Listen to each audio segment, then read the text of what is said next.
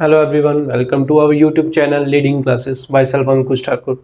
आई hope कि आप सबको हमारी वीडियोस जो हमारे लेक्चर्स हैं वो पसंद आ रहे होंगे और आप उन्हें देख रहे होंगे, आपके लिए काफ़ी हेल्पफुल होंगे। तो हम क्या है, सेकंड चैप्टर कर रहे हैं अकाउंटिंग का। बेसिक टर्म्स है जो बहुत इंपॉर्टेंट है, क्योंकि आने वाले जो चैप्टर्स हैं अगर हमें इन टर्म्स के बारे में पता रहेगा, प्रॉपर नॉलेज रहेगी, तो हम प्रैक्टिकल प्रॉब्लम्स के टाइम अच्छे से इन्हें इम्प्लीमेंट कर पाएंगे, हमारे लिए ईजी रहेगा। तो अभी कुछ टर्म्स रहती हैं। आई होप कि इस लेक्चर और नेक्स्ट लेक्चर तक हम इस चैप्टर को फिनिश कर देंगे, उसके बाद थर्ड चैप्टर पे आएंगे। कुछ इंपॉर्टेंट टर्म्स रहेंगे तो उन्हें पहले कवर कर लेते हैं हम लोग। आज की जो पहली रहेगी वो रहेगी परचेजेस। परचेजेस क्या होती हैं? हमने कोई बिजनेस सेटअप किया है, बिजनेस स्टार्ट किया है, तो ऑब्वियस है वो किसी मोटिव से किया है, प्रॉफिट कमाने के लिए किया है। प्रॉफिट कमाने के लिए क्या है, हम कुछ प्रोडक्ट मैन्युफैक्चर करेंगे, उसे बेचेंगे या सर्विस रेंडर करेंगे, तो उसके बदले में तभी हमारे पास रेवेन्यू आएगा। लेकिन प्रोडक्ट मैन्युफैक्चर करने के लिए क्या है, हमें कुछ चीज़ें खरीदनी पड़ेगी, रॉ मटेरियल खरीदना पड़ेगा जो मैन्युफैक्चरिंग में यूज़ होगा, तभी हम उससे फिनिश प्रोडक्ट प्रिपेयर कर पाएंगे।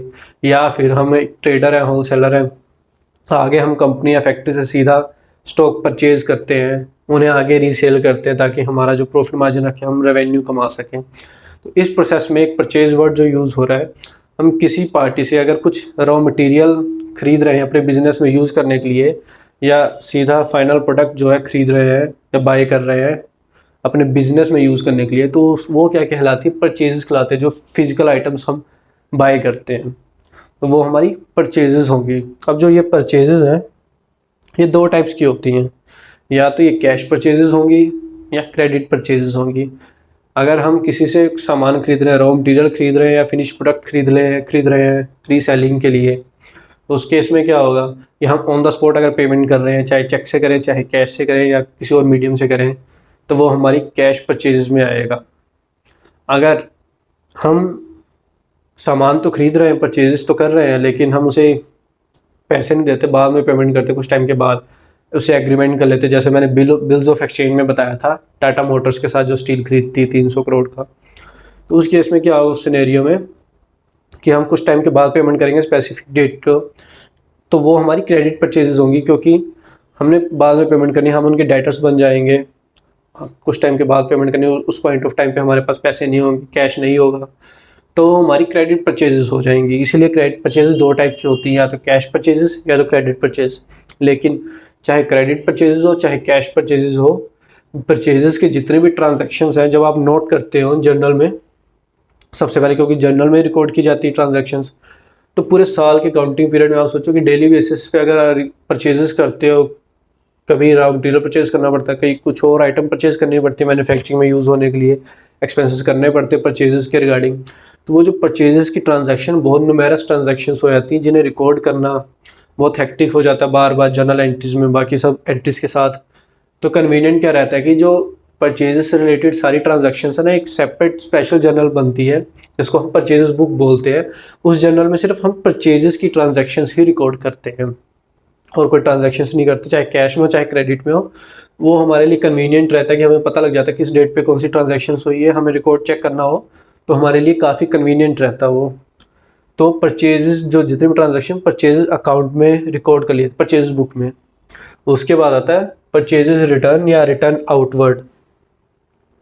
हमने कुछ परचेज किया, कुछ आइटम परचेज की, हो सकता है परचेज के टाइम जब डिलीवरी होनी उस आइटम की, तो उसमें कुछ जो प्रोडक्ट्स हैं वो डैमेज हो गए हों, जैसे कि फ्रेजाइल प्रोडक्ट्स हैं। हमने ऑर्डर किया है, डिलीवरी मंगवाई उसकी प्रोडक्ट्स की, काफ़ी फ्रेजाइल थे, डेलिकेट थे, एक्सपेंसिव भी थे। हो सकता है डिलीवरी के टाइम में ट्रांसपोर्टेशन के टाइम में डैमेज हो गए हों, या कुछ माइनर एक्सीडेंट होगा उसके कारण डैमेज हो जाता है। हमारे पास पहुंचते हैं, हमें डैमेज प्रोडक्ट मिलता है, डिफेक्टिव प्रोडक्ट मिलता है। आप फर्नीचर ही लगा लो, चाहे फर्नीचर अगर ट्रांसपोर्टेशन के थ्रू हमारे पास आता है, हम डिलीवरी लेते हैं उसकी, हो सकता है कुछ मैन्युफैक्चरिंग डिफेक्ट हो, उसमें मैन्युफैक्चरिंग के टाइम पे कुछ डिफेक्ट डैमेज हो गया हो, या हमारे पास ट्रांसपोर्ट होते होते कुछ डैमेज हो जाता है प्रोडक्ट। वो एक तो वो हो गया, या फिर उसके क्वालिटी इशूज़ हो, जब हम चेक करने गए हमने परचेज की तो क्वालिटी जो हमने दिखाई की प्रोडक्ट की वो बहुत अच्छी थी, जब हमें डिलीवरी मिली प्रोडक्ट की वो उससे लो क्वालिटी की था, उससे मैच नहीं कर रही थी क्वालिटी। या फिर ये भी इशू हो सकता है हमने आगे किसी पार्टी को, थर्ड पार्टी को बेचना हो, हमारा जो बिज़नेस है फर्नीचर का, उससे एडवांस पेमेंट ले ली हो, लेकिन जब तक ड्यू डेट आई तब तक डिलीवरी हमारे पास ही नहीं पहुंची, तो हम उसे कैसे डिलीवर करेंगे। हमारा जो जिससे हमने ख़रीदनी थी, हमने उसके साथ कॉन्टैक्ट किया था, हमें जैसे 20 अप्रैल तक डिलीवरी मिल जानी चाहिए, तो हमने पार्टी को देनी थी 21 अप्रैल को, उसने हमें डिलीवरी दी 25 अप्रैल को। तब तक हमारा जो कॉन्ट्रैक्ट है वो ख़त्म हो गया था, क्योंकि हमने फ़िक्स टाइम पे उसको डिलीवरी नहीं दी थी। उस केस में क्या होगा, हम ना तो प्रोडक्ट लेंगे, चाहे डैमेज होगा तब भी नहीं प्रोडक्ट लेंगे, या डिफेक्टिव होगा या क्वालिटी इशूज़ हो गए, हम प्रोडक्ट को रिटर्न कर देंगे सेलर के पास, सप्लायर के पास, कि हमारे जो सर्टेन इश्यूज़ है उसके कारण हम आपको प्रोडक्ट आपका जो ख़रीदा हुआ है वापस कर रहे हैं। तो सेलर क्या करेगा, उसे एक्सेप्ट करेगा, या तो उसके बदले में कैश हमें वापस दे देगा, या तो हमें जैसे डिलीवरी डेट का इशू ना हो या हमें कंज्यूम करनी हो वो चीज़ें आगे मैन्युफैक्चरिंग के लिए, तो वो क्या करेगा, हमें डिस्काउंट दे देगा, लालच देगा कि मैं आपको सस्ते रेट पे दे दूंगा, आप कंसीडर कर लो परचेज़ को, एग्रीमेंट रहने दो हमारा। या फिर वो बोलेगा कि जितने आपकी डैमेज हुई है मैं उतने के और प्रोडक्ट्स आपको भिजवा देता हूँ, डिलीवरी दे देता हूँ, ताकि आपके एग्रीमेंट में जितने प्रोडक्ट रहे हों वो आपको पूरे मिल जाएंगे। या क्वालिटी इश्यूज़ हों तो वो जितना भी आपका सामान आया था तो वो आपको पूरा रिटर्न करके दूसरा अच्छी क्वालिटी का, बढ़िया क्वालिटी का भिजवा दे, डिलीवरी करवा दे उसकी। तो अलग अलग कंसेप्ट्स हो सकते हैं इसके परचेज़ रिटर्न में, वो तो बिज़नेस में जैसे जैसे हम अकाउंटिंग में आगे करेंगे तो क्लियर होता जाएगा। लेकिन एक फैक्टर हम ये लेके चल रहे हैं कि हमने अगर परचेज़ रिटर्न की है तो उसमें हमें कैश वापस कर दे, जितने की हमने 1 लाख का सपोज सामान खरीदा था, उसमें से हमने 20,000 का वापस कर दिया, उसने 20,000 रुपये हमें वापस कर दिए। तो परचेजेस क्या रहती है, परचेजेस हमारे एक्सपेंसेस रहते हैं, क्योंकि हम कुछ खरीदते हैं, परचेज़ करते हैं, उसकी पेमेंट करते हैं, तो हमसे कैश आउटफ्लो होता है, हमसे कैश जाता है, बिजनेस में कैश कम होगा। नो डाउट कि परचेजेस जो रहते हैं, हम गुड्स जो स्टॉक्स खरीदते हैं वो हमारे पास आते हैं, वो करंट एसेट का पार्ट बनते हैं, हमारी एसेट की वैल्यू इंक्रीज होती है बैलेंस शीट में। तो कैश भी क्या है, एसेट ही है, मतलब कि एक एसेट पे एक इफेक्ट पड़ता है जो नेगेटिव है, एक एसेट पे पॉजिटिव इफेक्ट पड़ता है जो बढ़ जाता है। कैश हमारा कम होगा, आउटफ्लो होगा। परचेज रिटर्न में क्या होता है, इसका अपोजिट होता है, कैश आएगा हमारे पास, करंट एसेट बढ़ जाएगा क्योंकि हमने परचेज रिटर्न की, आउटवर्ड किए। दूसरा बेनिफिट क्या, दूसरा इफेक्ट क्या होगा उस पर, कि हमारे पास जो स्टॉक था अभी हमने ख़रीदा है उसको दोबारा निकालना पड़ रहा है, वापस करना पड़ रहा है, तो हमारा जो स्टॉक है उसमें करंट एसेट में वो कम हो जाएगा। तो ये जो इसके परचेज रिटर्न के ये इफ़ेक्ट पड़ते हैं हमारे फाइनल अकाउंट्स में। ये परचेजेस और परचेज रिटर्न के बारे में अभी हमने पढ़ लिया। अब हम पढ़ेंगे सेल्स और सेल्स रिटर्न के बारे में। नेक्स्ट हम आते हैं सेल्स पे। सेल्स क्या होती है, अगर हम किसी से प्रोडक्ट परचेज़ किया था हमने पहले और परचेज रिटर्न की बात की थी, अब हम सेल्स पे आते हैं। हमने जिस पार्टी से प्रोडक्ट परचेज़ किया था अब हम वही पार्टी बन के देखते हैं, एज अ सेलर बन के देखते हैं कि हम किसी को प्रोडक्ट सेल कर रहे हैं, रेवेन्यू जनरेट कर रहे हैं, बिजनेस में कैश का इनफ्लो होगा, उससे कैश आएगा हमारे पास, और उससे इफेक्ट क्या पड़ेगा, एसेट पे इफेक्ट पड़ेगा। कैश आएगा, कैश करंट एसेट का पार्ट है वो बढ़ जाएगा। जो हमने हमारा स्टॉक था, हमने मैन्युफैक्चरिंग करके रखी थी किसी प्रोडक्ट की, या फाइनल प्रोडक्ट खरीद के रखा था उसको रीसेल कर रहे हैं, तो स्टॉक क्या है, कम होगा, वो भी करंट एसेट का पार्ट है। तो एक एसेट कम होगा, एक एसेट इंक्रीज होगा। ओवरऑल क्या है, बिजनेस ऑपरेशन में क्या होगा, ऑपरेशनल एक्टिविटीज़ है ये हमारी, रेवेन्यू जनरेट होगा जिसे हम सेल्स बोलते हैं। रेवेन्यू फ्रॉम ऑपरेशंस जो होता है वो हमारी सेल्स ही होती हैं। और सेल्स क्या सिर्फ प्रोडक्ट्स नहीं होता, हमने प्रोडक्ट मैन्युफैक्चर किया, सेल कर दिया, और करंट एसेट का पार्ट है। हो सकता है कोई सर्विस बेस्ड कंपनी हो, सर्विसेज रेंडर करती हो, टेलीकम्युनिकेशंस वाले हों, या कुछ और इंटरनेट प्रोवाइड करने वाले हों, वो इंटरनेट सर्विस प्रोवाइड करते हों, तो उनके लिए क्या है, सर्विस बेस्ड कंपनी अपनी सर्विसेज रेंडर करते हैं और रेवेन्यू जनरेट करते हैं, बदले में आपसे कैश पेमेंट लेते होंगे। तो सेल्स प्रोडक्ट बेस्ड भी हो सकती हैं, सर्विसेज बेस्ड भी हो सकती हैं।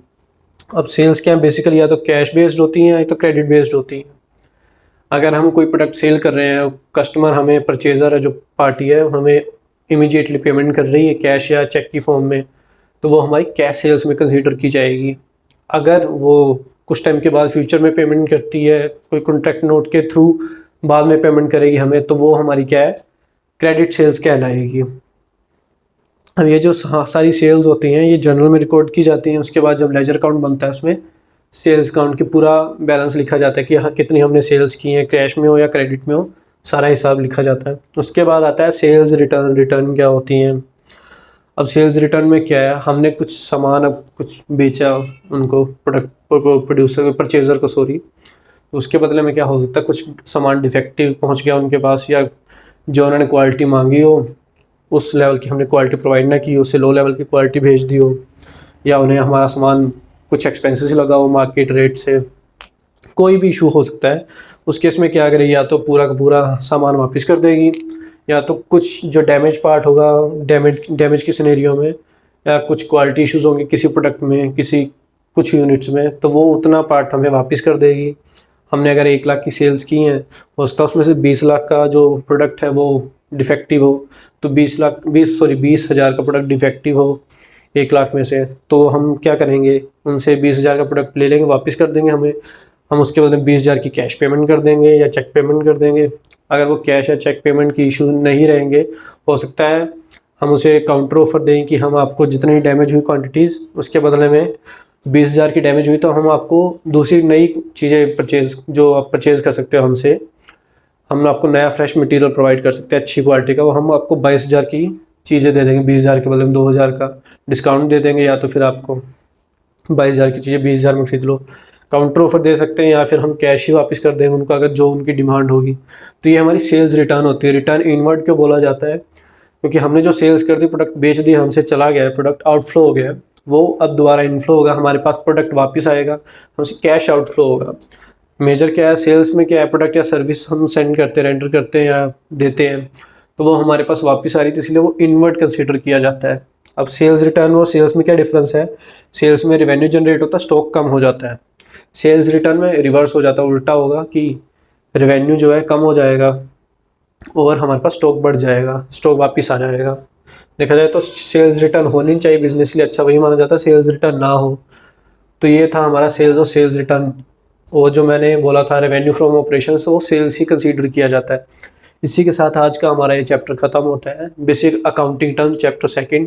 अब हम नेक्स्ट चैप्टर करेंगे चैप्टर 3, जो कि है अकाउंटिंग प्रिंसिपल्स, जिसमें हम इंटरनेशनल कुछ अकाउंटिंग प्रिंसिपल्स पढ़ेंगे, जनरली एक्सेप्टेड अकाउंटिंग प्रिंसिपल्स के बारे में पढ़ेंगे, इंडियन अकाउंटिंग स्टैंडर्ड्स क्या होते हैं, कौन कौन से रूल्स फ्रेम किए गए हैं, जो मेन जिनके अकॉर्डिंग हमें फाइनेंशियल स्टेटमेंट्स तैयार करनी है, अकाउंटिंग के रिकॉर्ड्स मेंटेन करने हैं, और अगर उनके अकॉर्डिंग मेंटेन ना करो तो उसके लिए क्या पेनल्टीज हो सकती हैं, या कुछ क्या ऑफेंसेस हो माना जाएगा, या कोर्ट में एज एविडेंस एक्सेप्ट किया जाएगा या नहीं किया जाएगा। तो ये सारी चीज़ें हम नेक्स्ट चैप्टर में करेंगे।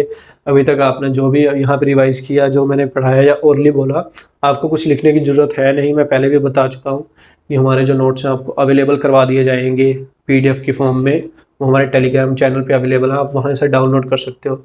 आप हमारा चैनल देखते रहिए, प्लीज़ लाइक शेयर और सब्सक्राइब कीजिए। Thank you.